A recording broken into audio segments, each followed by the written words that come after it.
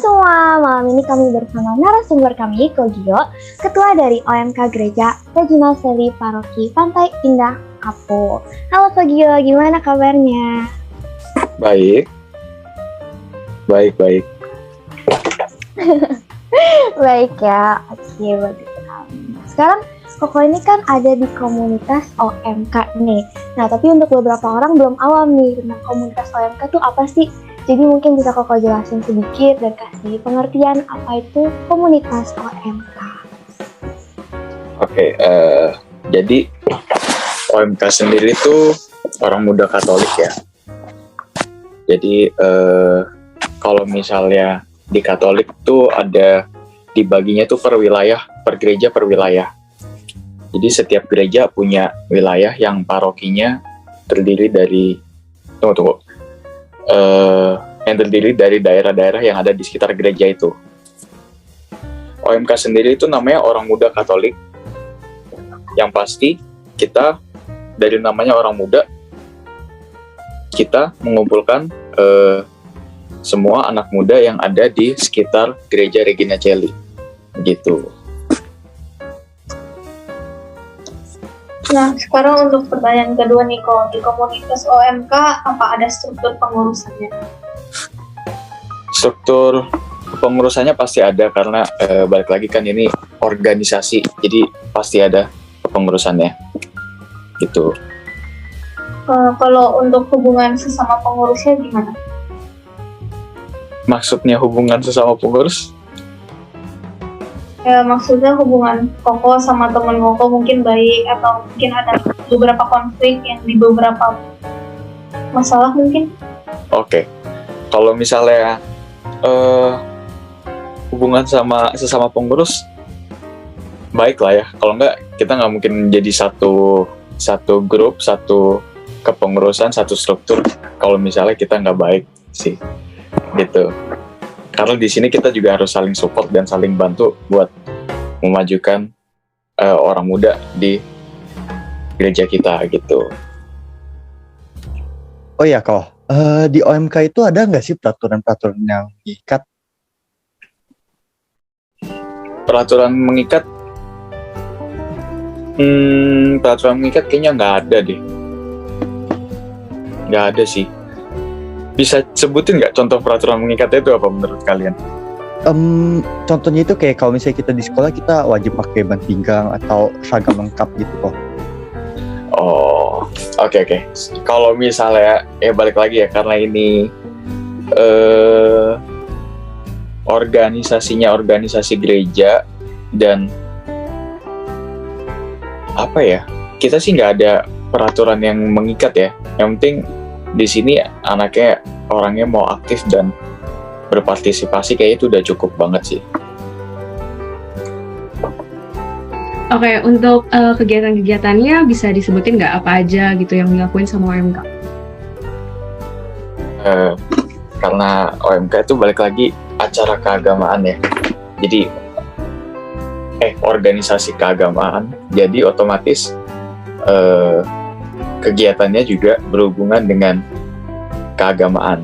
Contohnya ada setiap bulan tuh ada kayak pendalaman rekoleksi lah, kita bilangnya rekoleksi online tuh. Jadi kayak kita bahas tentang satu topik yang menarik, terus kita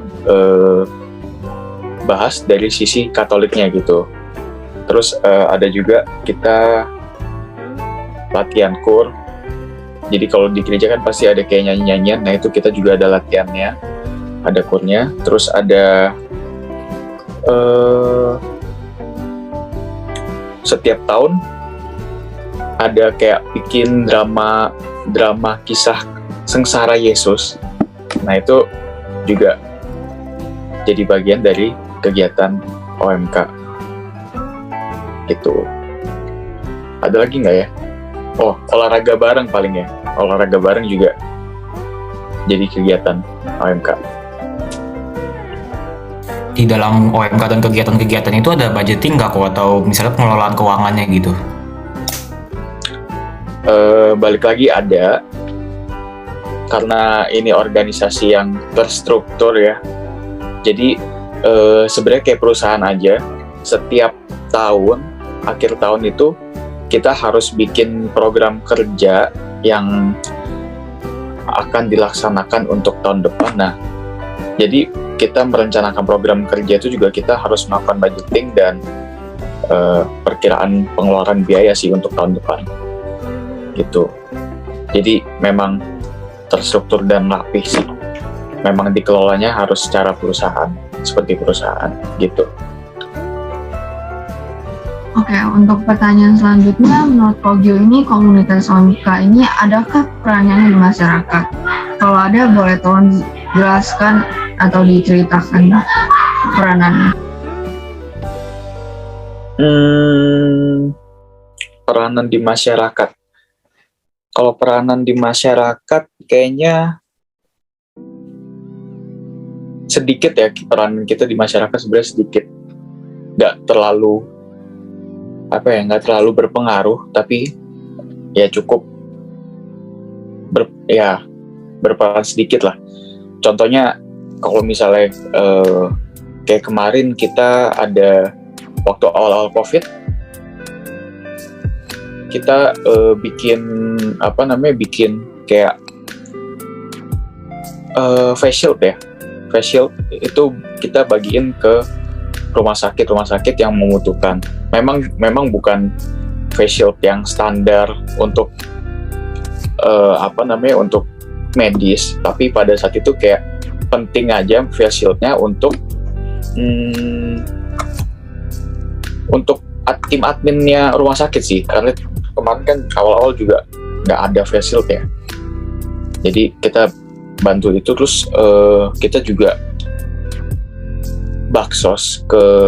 suka mengadakan baksos juga setiap tahun ya. Jadi ya peranannya ada, tapi memang nggak cukup besar lah gitu. Oke. Menurut Kogyo, selama berada di OMK, apa saja kebermanfaatan yang Kogyo dapatkan? Oke. Kalau manfaat di OMK ini sebenarnya belajar berorganisasi sih, belajar cara ngomong sama orang, belajar ngomong di depan umum, belajar juga ngeliat cara perilaku orang, karena setiap orang kan beda-beda. Nah itu di organisasi ini cukup banyak ketemu dengan orang-orang yang bermacam-macam. Jadi ya banyak belajar sih di situ sih.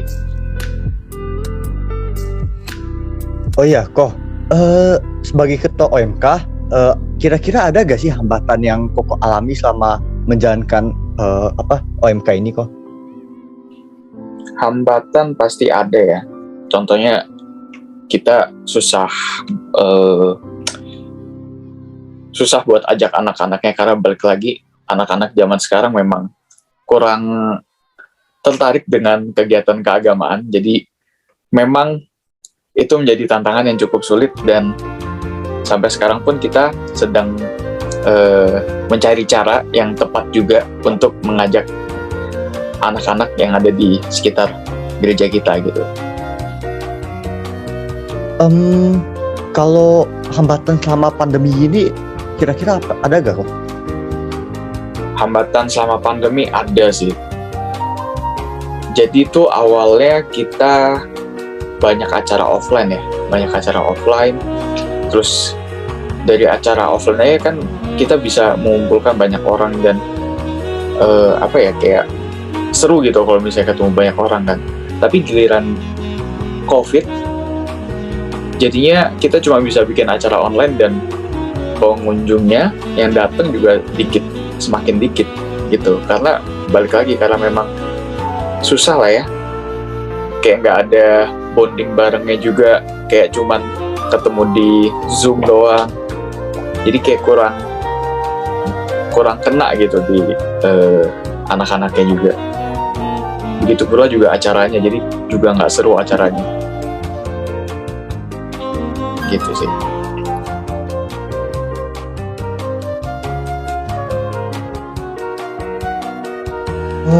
Kok kan tadi kau udah sebutin contoh-contoh masalahnya. Kira-kira bisa jelasin nggak kok cara kok ngatasin masalah-masalah tersebut? Cara mengatasi masalahnya sebenarnya konsistensi. Jadi kalau misalnya memang waktu kita bikin acaranya yang datang memang sedikit gitu kan, tapi balik lagi kita konsisten dan yang kita cari itu adalah kedekatan anak-anaknya dengan Tuhan. Jadi goalnya sebenarnya kedekatan dengan Tuhannya, bukan quantity dari orangnya. Jadi tetap berusaha untuk konsisten aja sih gitu. Oke, nah dari komunitas ini apa sih target komunitas ini dan apakah target itu sudah tercapai dan gimana untuk kedepannya mungkin ada target lain? Target ya. Target sebenarnya sih kita mau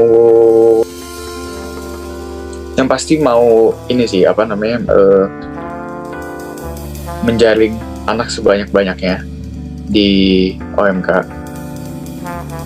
Jadi kita tetap itu menjadi salah satu targetnya, dan yang lain targetnya adalah tetap menjaga hubungan anak-anak ini dengan Tuhan gitu.